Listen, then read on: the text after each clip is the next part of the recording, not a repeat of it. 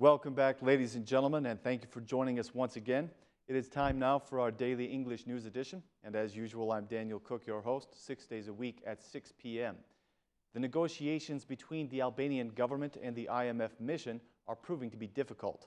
The IMF mission has now been in Tirana for more than a week, and the focus of the discussion has been the draft of the 2016 budget and the included fiscal package.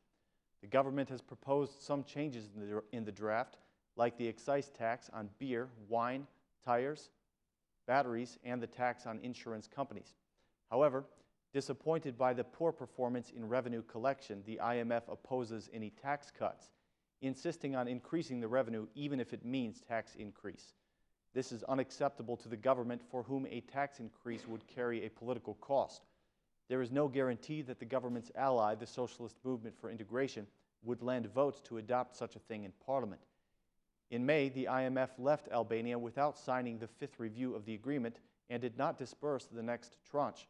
The Ministry of Finance has confirmed the issuance of a Eurobond worth €450 million, with an interest of 5.75% to be paid over a period of 5 years.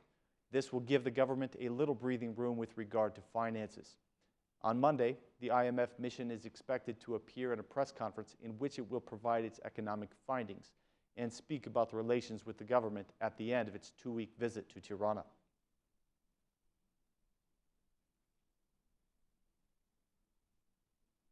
The Prime Minister's meeting today with the Assembly Speaker and other ministers of the ruling coalition was focused on economic issues. The coalition parties have been placed in a difficult position by the strengthening of penalties against business and the pressure of the IMF over financial policy. The heads of the two majority parties, Edi Rama and Ilir Meta, met today for about 2 hours with the Minister of Economy, the Minister of Finance, the Minister of Transportation, and the Interior Minister. This was their second meeting in the last 2 weeks. Afterward, the Minister of Economy, Arben Ahmetaj, said that the budget for 2016 was the subject of the meeting. He said that they agreed on the economic policies the government will follow. Responding to a question from an Ora News journalist, Minister Ahmetaj gave his assurance that the government will not increase taxes. On the contrary, the economic minister announced that there will be a decrease of taxes in both agriculture and tourism. Later, the head of the SMI, Ilir Meta, held a meeting with the chairman of the Party for Justice, Integrity and Unity, Shpetim Idrizi. Meta made the statement afterward that care must be taken with monetary policies and with the penalties against business. He said that improving the business climate is an absolute necessity, and improving the relations with businesses. Chairman Idrizi was tougher in his stance, declaring that his party will vote against any amendments to the criminal code that include the strengthening of penalties. After criticism from within the government and the business sector, the government has softened its attitude toward businesses that operate informally, leaving prison time as a secondary alternative after the penalty of fines. The amendments to the criminal code require 84 votes, and even minor opposition from the small parties of the coalition will hamper their passing.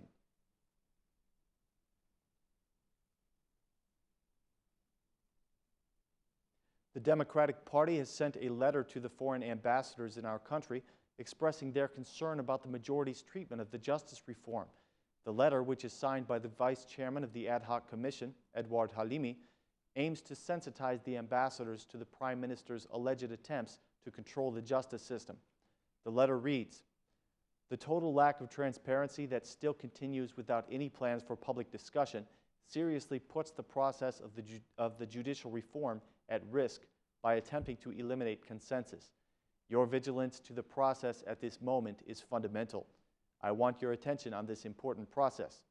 In the letter, Halimi claims that the experts who drafted the constitutional changes are well known for their connections with Prime Minister Edi Rama. The facts are widely known that the draft was prepared by 3 experts appointed by Rama. They are recognized as being completely biased. There were more than 3 of these experts, while the international experts were no more than 2. The letter includes several arguments to support their claim that the majority is trying to control the justice system. In light of these claims, the vice chairman of the commission asks the ambassadors to organize meetings to discuss the justice reform.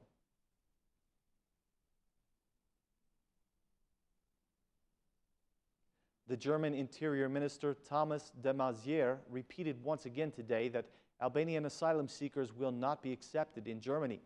De Maizière did not confirm the stance of the Albanian government, who have claimed that the Albanian asylum seekers are coming from Greece, that they are Albanian immigrants living in Greece.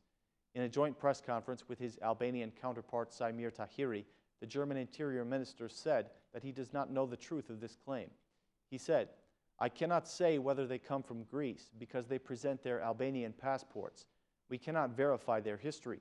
If they presented a Greek passport, they would have the right to stay in Germany because Greece is an EU country. I am sorry, but I do not have this statistic," said the minister. The Albanian Interior Minister, Sajmir Tahiri, responded that the Albanians who have been living for a long time in Greece are now asking for asylum in Germany. Both ministers reminded the Albanian citizens not to seek asylum in Germany because Albania is a safe origin country and asylum will not be granted. The German minister made the following statement in closing. "People from Albania cannot come and claim that they are politically persecuted in their country. This is an unacceptable situation. Asylum requests from Albania will be refused," he said.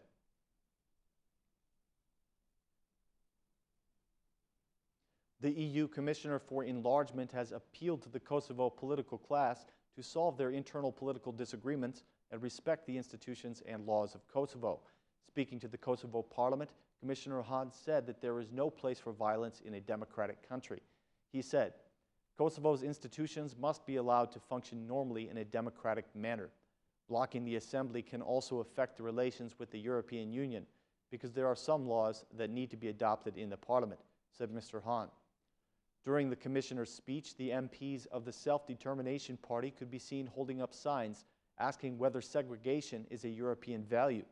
The opposition was also careful to convey the message that unfair agreements will not be adopted. Earlier today, the EU Commissioner met with Kosovo Prime Minister Isa Mustafa. During a joint press conference, Mustafa asked Hahn for support in Kosovo's UNESCO membership. Hahn was also received by President Yahyaga. He announced the good news that the recommendation for visa liberalization will be given by the end of the year.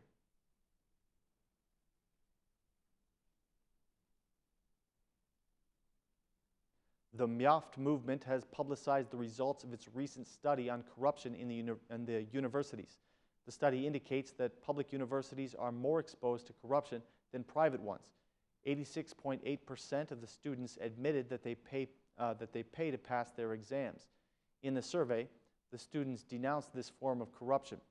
A number of professors admitted that the corrupt practice of accepting payment for passing grade is used by some of their colleagues.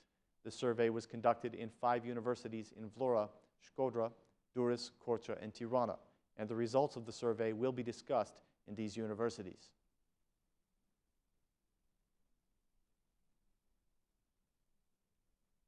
That concludes our edition for this evening. Thank you for joining us. Please be with us again tomorrow at the same time for more translated news in English. Thanks, and have a great evening.